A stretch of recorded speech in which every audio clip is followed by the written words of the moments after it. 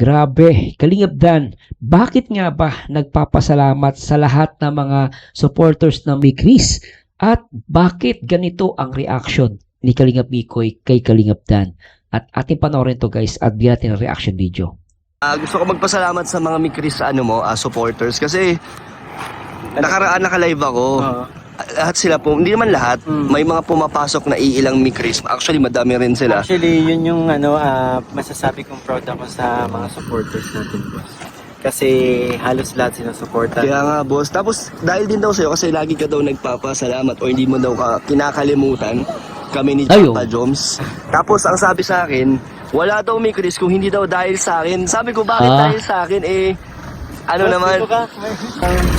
Parang nagkaroon ng tumaas yung, parang yung napansin ni Rab na may chemistry dahil dun sa sinabi mo yun. Sumagsingyo daw love team tapos yung pagkanta nga daw. Sabi ko, thank you kasi naiisip nila yun na kasama ako sa part ng Mikris. So alam mo ito talaga madalas sinasabi ni Miko yun sa live niya. At no wonder. At ako syempre kudos naman din kay Kalingap Dan. At yun pala ang dahilan kung bakit talaga nagkaroon din ng Mikris. Dahil isinigaw nga ni Kalingap Dan na love team. Tapos ilibis na si Kalingap Dan yung kumanta, ang pinakanta rito si Mikoy. At doon na nga nagsimula. Kaya pala, itong mga supporters ng Mikris, nagpapasalamat kay Papa Dan. Pero tuloy natin ito. Pero boss, ayun nga, thank you Thank you din, boss. Salamat, boss. Yun, success po. Sabi ko nga sa kanila, wala naman ako dito kundi dahil sa inyo. Di ba?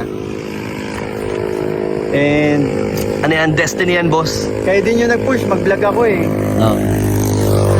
Destiny yan. Tagal-tagal na natin magkakasama, di ko Diba? naisip na 1 year din yata, boss. 1 year, boss. Ay, hindi, wala naman. Yeah, 1 year, Grabe, boss. 1 year? 1 year. 1 year na, simula nung na-meet namin si As in Michael. 1 year talaga. Ayoko nga. Kasi nung December nakilala. 2023 tayo nagbabanding. Kaya nga, yun yun. On this January. Oo, grabe ang bilis ng panahon. Tapos nag-start ako mag-vlog January din. 2025. And, ayan na boss si Papa Joms. Medyo okay na. So anyway guys, ano masasabi ninyo sa video na to? Pero talagang syempre kudos kay Kalingap Dan. And of course nakakatuwa lang itong mga supporters ng Mikris talagang they very supportive kahit sa lahat ng mga team Kalingap, Mapalab team at sa mga vloggers. And keep it up lang guys. And one Kalingap, one family. Thanks so much guys and please comment down below.